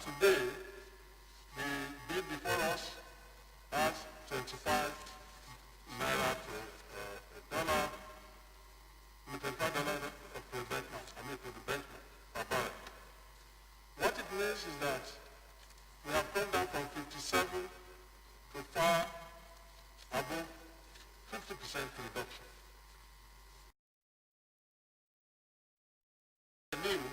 Our gross revenue will reduce by more than 50%. What else is the way forward? The way forward, of course, and if we need to execute those projects we are putting there, is to look elsewhere to see how we can mitigate this shortfall. And that, of course, lends to the issue of borrowing. You see, you borrow for specific projects, and that is the essence of going to international market and the multilaterals. And if you load the borrowing that which has come to us, the interest rate is far, far below any other available in Nigeria, which is about between 1 to 2%. And of course, the tenor is long enough for Nigeria to be able to pay at its pace. Now, if you look at the bill before us, the areas of reduction from almost 10.9 trillion budget to, just less by 300 billion. That is what before us. The question is, what are the details upon which these areas have been, the reductions have been effected? Of course, we cannot touch salaries of workers. And we should also note that in this pandemic period, you have healthcare workers who are doing special jobs. And of course, the president and even moved by this house had promised that they should be properly taken care of. And of course, these allowances and salaries have to be properly provided for in the budget. This applies to the requirement that my colleague spoke about. It is important that we know that, I agree that we need to diversify. But the question is, can we diversify now in 2020 and get the income now? No. The only way we can get that income, of course, is a short-term point and to go ahead and borrow to support the budget. So that is why the executive have come up with this loan proposal. Because if we don't approve the loan proposal that is before us too, along with this budget, what it means is that this budget, even if we pass it, cannot be funded. This is my own support. This is my own submission, Mr. Speaker, and I support that this bill be read second time. Thank you.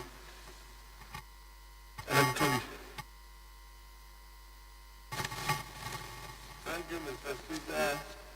Honorable colleagues. My name is Toby and I represent a many of the federal constituency from Enugu State. Mr. Speaker, honorable colleagues, my colleague, Mr. Falake, pointed out what we are looking at is 10.9 trillion as represented in the Act, and presently 10.5 trillion as presently proposed by the executive. Mr. Speaker, honorable colleagues, it is important to state some facts. First and foremost is that we have as proposal here $25 benchmark. That is what they are proposing. We are all in the know that the production cost for oil, for barrel of oil in this country, ranges from $28 to $33. Are we talking that we are going to fund losses in the production of oil? So the paper that is proposing that is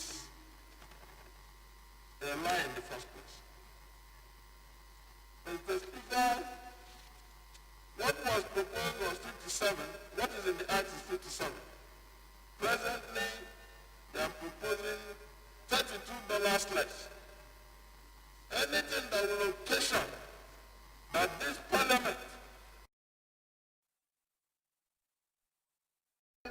sustain loss, we will not support it.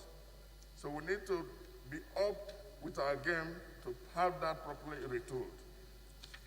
Two, Mr. Speaker, I remember my colleague here mentioned about COVID, that we are focusing so much on COVID.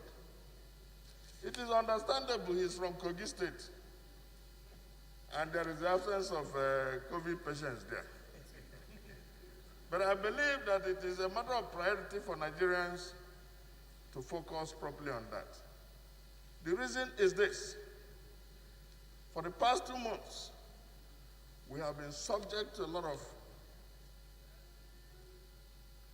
misfortune in terms of the loss of Nigerians. More importantly, Mr. Speaker, it has dislocated our economy and production. It has dislocated our economy and a lot of our people who are even in the formal sector, and particularly those in the informal sector who live on daily earnings, they have been challenged. But what is the matter here? How does this amendment address the issues that we have moved as motions and resolutions in this parliament? How? From what is here, Mr. Speaker, honorable colleagues, we still have health sector at 44 billion.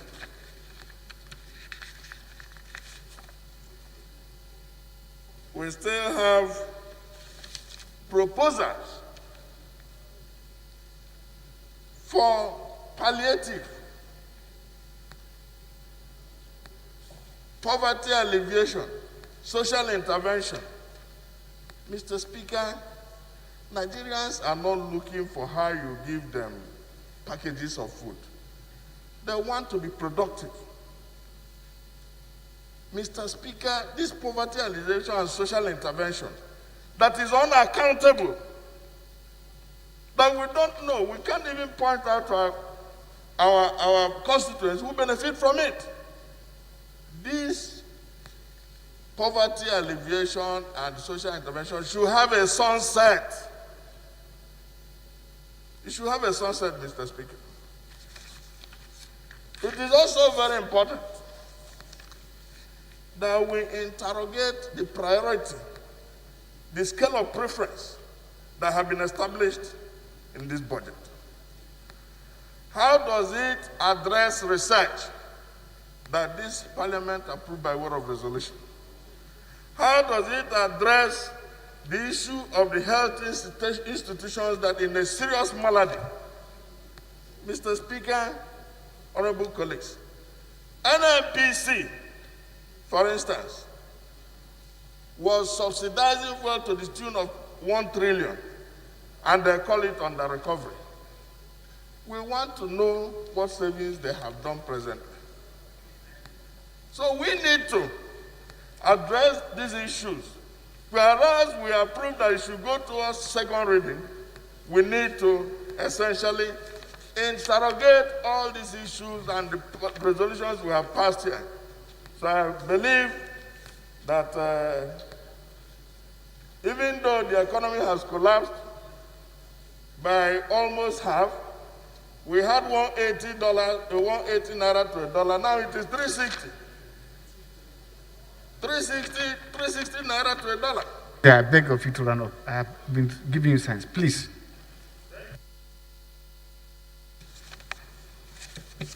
Thank you, Mr. Speaker. You know I'm very passionate about this matter.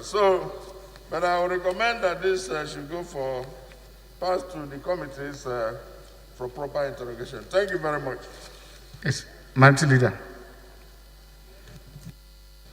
Thank you, Mr. Speaker. I remain Honorable Godwin Elumelu, and I represent the good people of Anyoto in the federal constituency. I'm proudly from Delta State. Mr. Speaker, in the spirit of bipartisanship, I will support that this bill scale through second reading. But even in supporting it, Mr. Speaker, let me clearly highlight some of the things that I think that the Appropriation Committee and the Finance Committee should look at, most especially which many of my colleagues have canvassed, but I still need to put voice to it as it relates to the benchmark that we are using. Mr. Speaker, the essence, the reason for the nosediving of the benchmark was not only because of the fight between Russia and co, but of course, given the fact that all the airlines globally were shut down.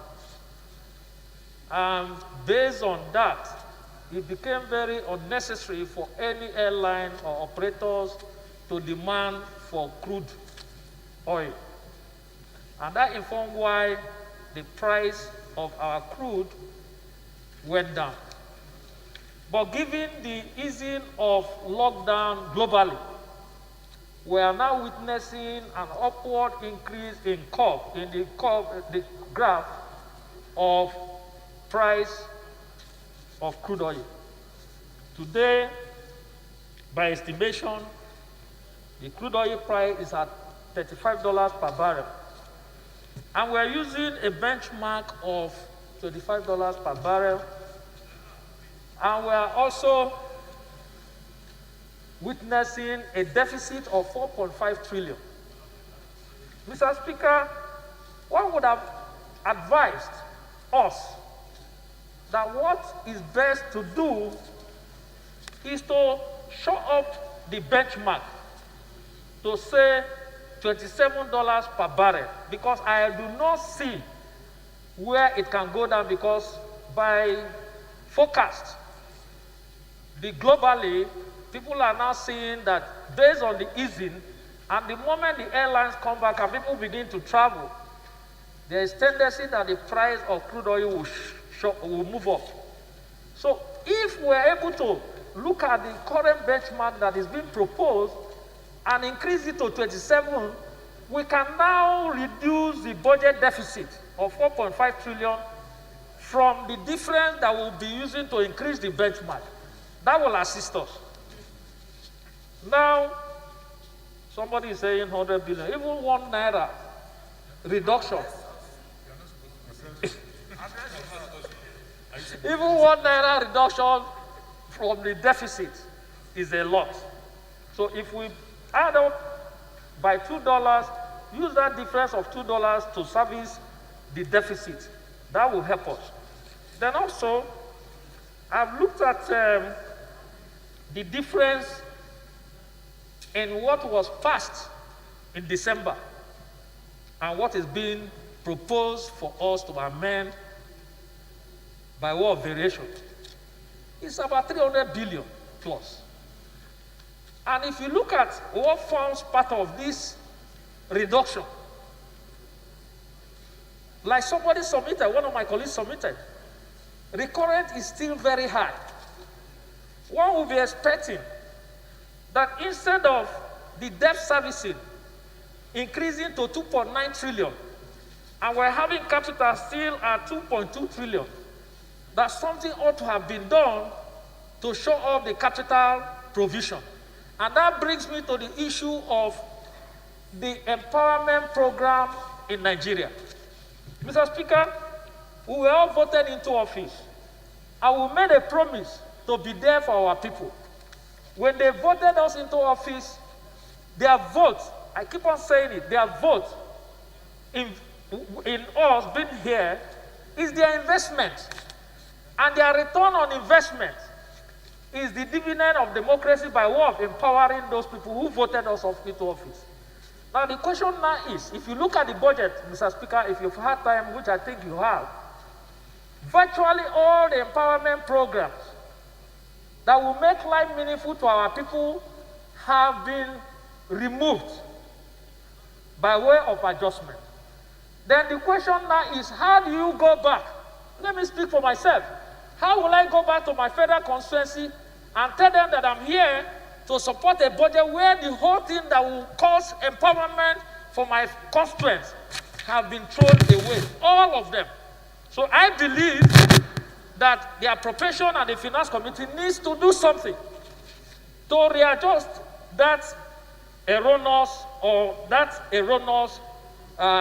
amendment that has been done by the executive. And Mr. Speaker, let me clearly say that there are three arms of government: the legislatures, the executive, and the judiciary. If there is going to be an amendment, let the executive amend theirs. Allow the legislators to amend their own. Allow the judiciary to amend their own based on what is prevailing in their various circumstances. But a situation where one person sits down and amend everything for everybody, to me, is totally unacceptable.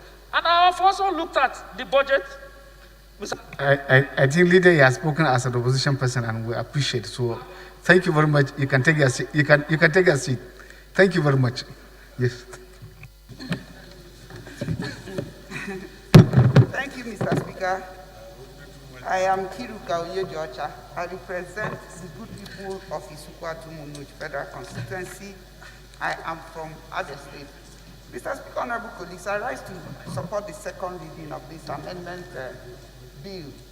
And also to say here that what is before us is proposal. The executive didn't say that it's cast on stone, and so from what the minority leader just said, they didn't sit down and amended everything, and that's why they're bringing it here. So they're still in line for them to bring it here for us to look at it. But having said this, Mr. Speaker, honorable colleagues, I have listened very carefully, and I've heard all what my colleagues have said. But I want to say here that I have been sitting here since 2007, and over the years, there's no time budget had been implemented 100% for some reasons. But today, we are facing challenging times. Challenging issues have come up with the issue of COVID-19. And that means that we must begin to do things differently and focusing on the real issues that have brought us to this amendment. And what am I saying? I am saying that the Parliament will do their work, and that is to make sure that they look at this amendment and pass it with the speed of light, because this amendment, if we don't pass it with the speed of light, we may be shutting ourselves on the leg. And if we do that, what next? It's implementation. So that's where I'm going to. Our problem is not in passing this budget. Our problem is on the implementation of the bills that we pass. So this is an opportunity for the executive, who are the people that will implement this budget, to be patriotic, to work 24/7, round the clock, to begin to do things very, very, very aptly, so that at the end of the day, the sleepless nights that we've had, the work we have put on ground, will be able to materialize to the yearning of Nigerians. The executive have been doing well to make sure that a lot of things are being put to place, which of course I know, even whether you hate it or you love it, you will agree that this government is thinking positively to the welfare of the whole Nigerians. And so I believe that the executive should, as a matter of urgent public importance and notice, to make sure that when we pass this budget, that will be implemented. Let it be one of that will show as an example of people who want to recover their economies. Because when we implement the budget, economies will also obviously recover. I so submit. Whip. Honorable Speaker, honorable members, my name is Mohamed Tair Monguno. I represent Marte Monguno Nganzai, Federal Constituency of Borno State. Mr. Speaker, honorable members, this bill, as presented, is realistic, apt, and germane in the circumstance that we found ourselves. It is public knowledge that as a result of the COVID-19 pandemic and the fact that Nigeria is a mono economy that depends on oil for its revenue, the price of oil in the international market has plunged drastically, thereby negatively affecting our revenue parameters. And as a result, it behoves on us as government and as representative of the people to think realistically and adjust the budget by way of amendment to bring it in tandem with the realities of the revenue shortfall of today. And it was against this backdrop that the executive sponsored this bill for consideration by the National Assembly, and as such, I urge my colleagues to pass this bill with speed of light, with a proviso that it is not the passage of the budget, as rightly alluded to by the Deputy Chief Whip, it is implementation. And therefore, it behoves on us as representative of the people to double on our oversight functions to make sure that this budget, in spite of the fact that it has been drastically reduced, is implemented to the letter so that the dividends of democracy is brought to the doorsteps of the people that we represent. Thank you. Reply. Thank you, Right Honorable Speaker, my respected colleagues. Once again, Honorable Ado Dogwa is my name. I represent Dogwa Tujungwada Federal Constituency. My respected colleagues, I'm from Kano State. Your Excellency, Mr. Speaker, honorable members, let me first of all thank honorable members for the very kind consideration and the very kind contributions they have given so far to this very important document before us. Mr. Speaker, like you said, I rise to use the right of reply to very respectfully address some of the very genuine issues raised by my colleagues about the implementation or the passage of this important document under consideration. Mr. Speaker, may I refer to issues raised about the production cost and the price of oil per barrel in the global market. Your Excellency, I want to say with due respect to Honorable Toby Okechukwu, that even while we produce at loss, members should know that in the process of production, there are other entitlements that accrue to the Federation's account.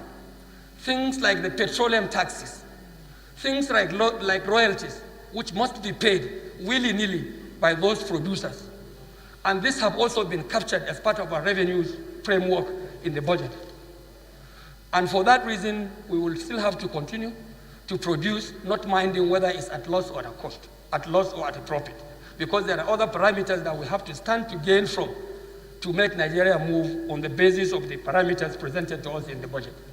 Your Excellency, I want to say with due respect to his observations, which of course are genuine, his fears, which are genuine, that even in our ordinary economics, sometimes a producer can break even. It's still a profit in circumstances. Sometimes you will lose.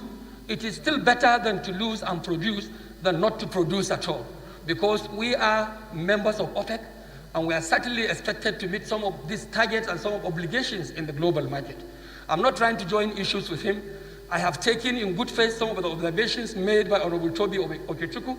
I want to also add that other observations made about the borrowing plan, which we had to review, it was reviewed in the good interest of the people of the Federal Republic of Nigeria. The government decided now to take some loans from the IMF, and the IMF loan is to be taken from our existing savings in the IMF. So the level of interest there is quite very negligible that we can still go ahead with it to fund some of these economic or these financial gaps in the implementation of this budget.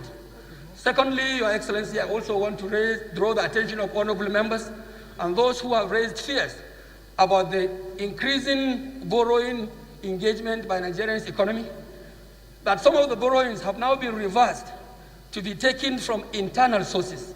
Some of these internal sources are what will be driven from special accounts. Some of these special accounts have been hosted by the Central Bank of the Federal Republic of Nigeria. Some of them are being given at a very less or lower cost of interest, which will help us fund and implement the financial framework of this budget that is before us. Your Excellency, at last, I still want to thank honorable members and plead with them that in the circumstances, we have no other way than to continue to get this budget passed for second reading. And if there is any other thing that we need to do, the nitty-gritties of doing the budget in the interest of our people, I believe we have a strong and a robust committee on appropriation and finance committee, which will do that in the interest of our people and the interest of this institution as a parliament. Discussing about issues, for instance, Mr. Speaker, discussing about issues, for instance, about appropriation. Appropriation is the responsibility of this institution. Appropriation is the responsibility of this institution. The government itself cannot appropriate for itself. That is why they decided to come up with amendment and give it to those of us who are empowered by the Constitution to do it for them. So you cannot imagine allowing the judiciary, for instance, appropriating in their own way. You cannot also imagine the executive arm of government appropriating in their way. At the end, it is these hallowed chambers of the House of Representatives and that of the Senate that has the constitutional powers to do this appropriation. And by presenting this Amendment Act, I believe the government is doing only the right thing. I also want to assure members that this Amendment Act, if passed, will obviously address some of the impending problems we face in the areas of our public healthcare sectors. Thank you, Leader.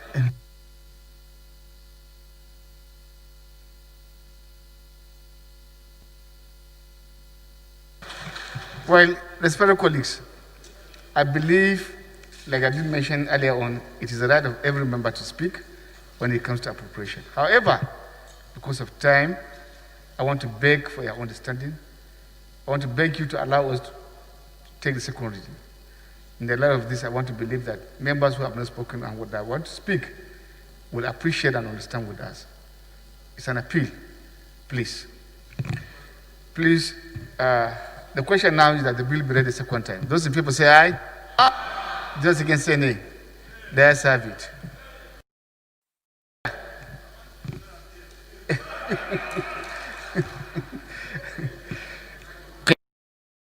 Long title of the bill.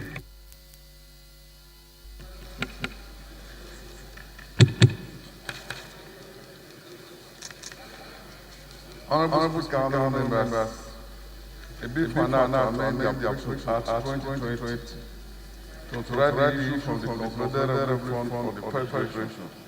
The total sum of 10 trillion, 509 billion, 044 million, 33,000 naira only, of which 398 billion, 405 million, 9,362 naira only, if for successful transfers, 2 trillion, 951 billion, 710 million only is for debt service, 4 trillion, 928 billion, 405 million, 407,000, 849 naira only for recurrent non-debt expenditure.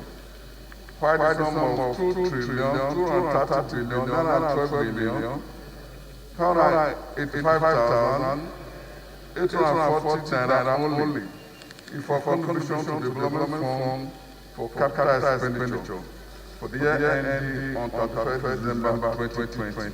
Second reading. Bill referred to the representatives of the House.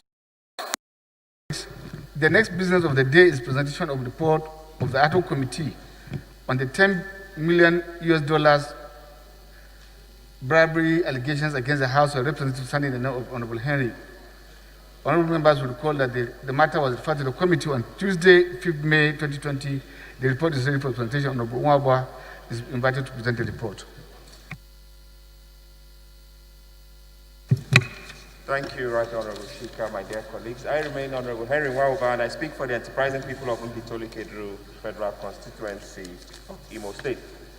I rise to move a motion that the House do receive the reports of the ad hoc committee on the $10 million bribery allegation against the House of Representatives referred on the 5th of May 2020. I so move. Seconder. Honorable. Thank you, Mr. Speaker. Amin Ashurmani is my name, representing Binda Amani. I am from Kazan State. I rise to second the motion heavily moved by my colleague. And I so second. Thank you. Those in favor of the motion say aye. Those against say nay. The ayes have it. The report. Respect colleagues, this is an announcement on a side note. Honorable Yakubu Shehu Abdullahi, member representing Bauchi constituency, who is the deputy chairman, I believe, on committee on the NEMA, NEMA, lost his mother on Friday, 22nd of May 2020. This is for notification for the House to note. And there's a request for a 1 minute prayer in honor of the mother. Respected colleagues, before we adjourn, I will beg we rise for 1 minute silence in prayer in honor of our mother. Thank you.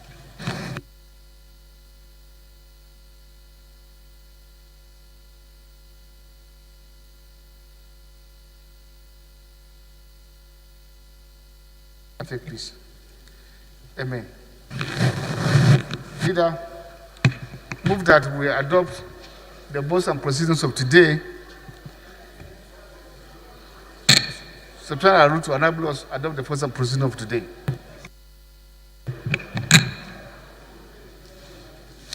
Thank you, Right Honorable Speaker. Honorable members, I rise as directed by the Speaker to move that we suspend our relevant rules to adopt the votes and proceedings of today for obvious reasons. Your Excellency, honorable members, I so move. Yes, the obvious is to allow the relevant committees of the House to do their work. That can only be effective if we are able to adopt the votes and proceedings today so that I can start the work immediately. Thank you. Yes, Mewake, company. Honorable colleagues, my name is Honorable Sanu Aruf. Mewake, member representing Munjibur Ungogu Federal Constituency. I am from Kano State. I rise to second move the motion of my honorable leader, Alassane Ado Garba. I so move. Those in favor of the motion say aye. Those against say nay. The ayes have it. Yes, move for the adjournment to Tuesday, 11 a.m. next week. Thank you, Right Honorable Speaker, honorable members. I rise to move that this House do adjourn till Tuesday, the 2nd day of June 2020 by 11 a.m. Your Excellency, Mr. Speaker, honorable members, I so move. Latter. Mr. Speaker, honorable colleagues, my name is Abubakar Samfulata. I represent Berniwa, Krika Sama, Guri Federal Constituency. Mr. Speaker, I'm from Jigawa State. Mr. Speaker, I rise to second the motion every moved by the leader of the House that the House do adjourn to Tuesday, 2nd of June 2020. I so second. Those in favor of the motion say aye. Those against say nay. The ayes have it. To Tuesday, 11 a.m.